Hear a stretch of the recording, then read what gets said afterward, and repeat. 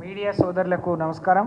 అలాగే ఈ మీడియా సమావేశంలో నాతో పాటు పాల్గొంటున్న గౌరవనీయులు ఇప్పుడే అనేక విషయాలు మీ ముందు మాట్లాడిన గౌరవ శాసనసభ్యులు అన్న వివేకానంద గారికి, గౌరవ శాసన మండలి సభ్యులు సోదరులు నవీన్ రెడ్డి గారికి, అలాగే మీ అందరికి పేరు పేరున నమస్కారం.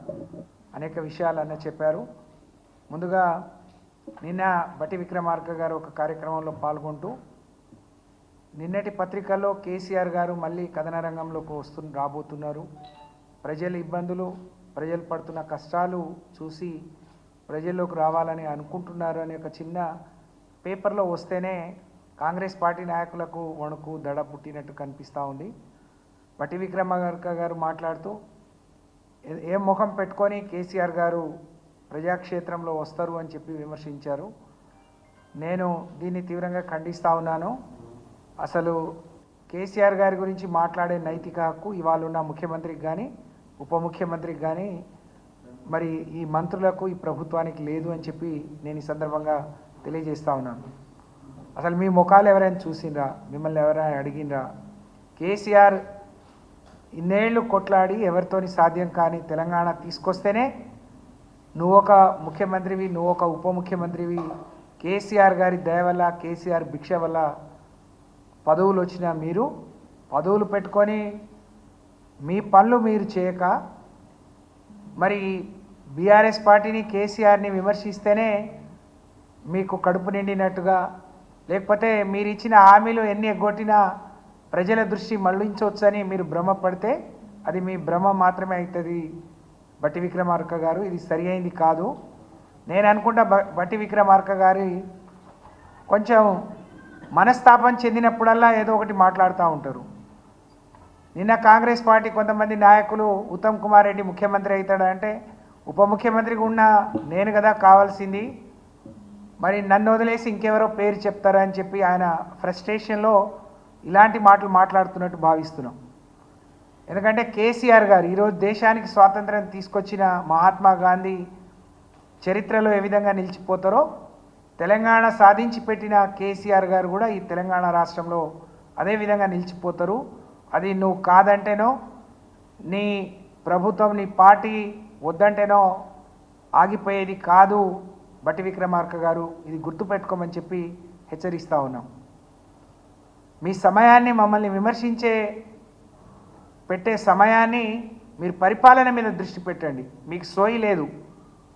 ఒకవైపు 2 రోజులుగా భారీ వర్షాలు వస్తే ప్రజలందరూ ఇబ్బంది పడుతూ ఉన్నారు, రోడ్లన్నీ తెగిపోతూ ఉన్నాయి, రైల్వే ట్రాక్లు కొట్టుకొని పోయినాయి, ప్రజలు ఎవరు బయటికి రాని పరిస్థితి.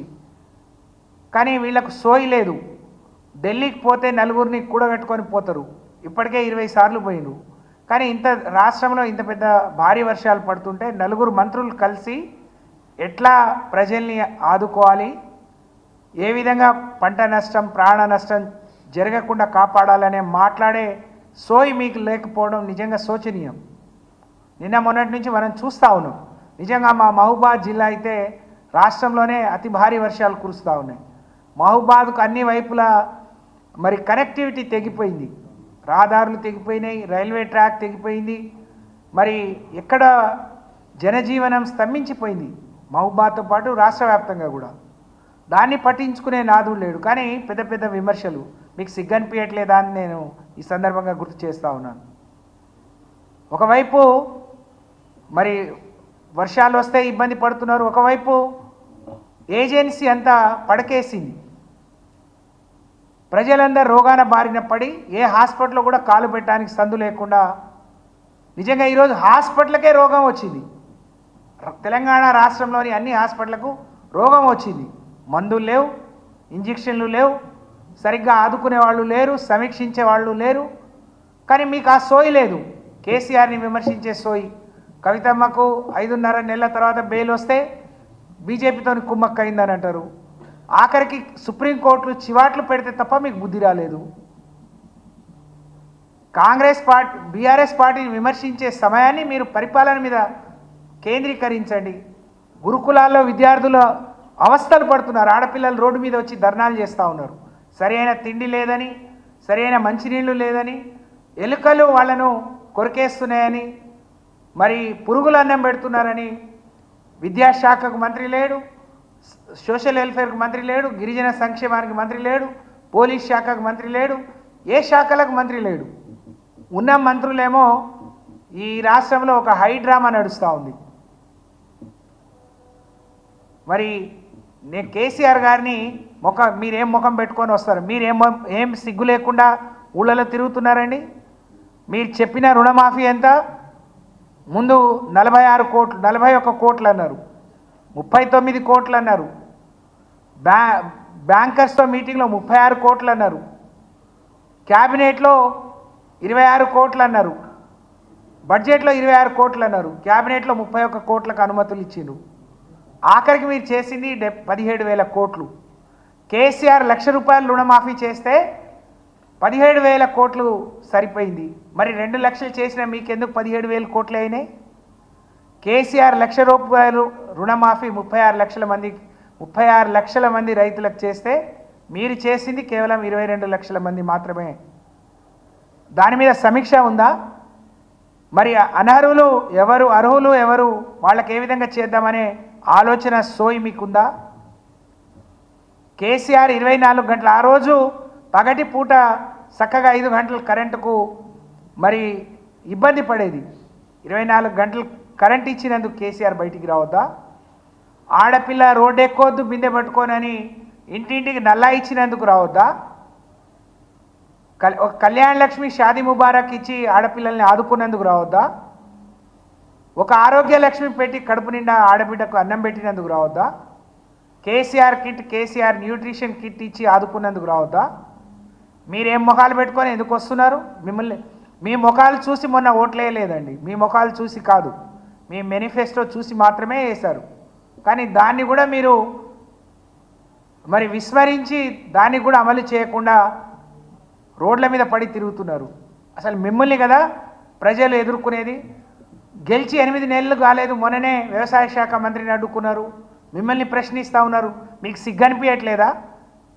ఒకళ్ళను ఒక ఏళ్ళు ఎత్తి చూపించే ముందు 4 ఏళ్ళు మీ వైపు చూస్తున్నాయనే కనీస జ్ఞానం కూడా లేదు కదా.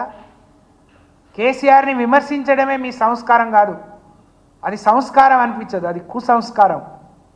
సంస్కారహీనంగా మాట్లాడటం మీకు అలవాటు అయిపోయింది. మీకు ప్రజలు బుద్ధి చెప్పే వరకు, ప్రజలు మీ నోళ్ళు ముయించే వరకు మరి మీకు గుణపాఠం చెప్పే రోజులు త్వరలోనే వస్తాయి.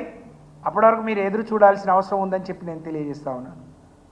ఈరోజు బ్రహ్మాండమైన పరిపాలన అందించిన కేసీఆర్ని ఏ ముఖం పెట్టుకొని బయటకు వస్తారు అంటే అన్నట్టు ఇప్పుడే భయం అనిపిస్తూ ఉంది, భయపడిపోతూ ఉన్నారు.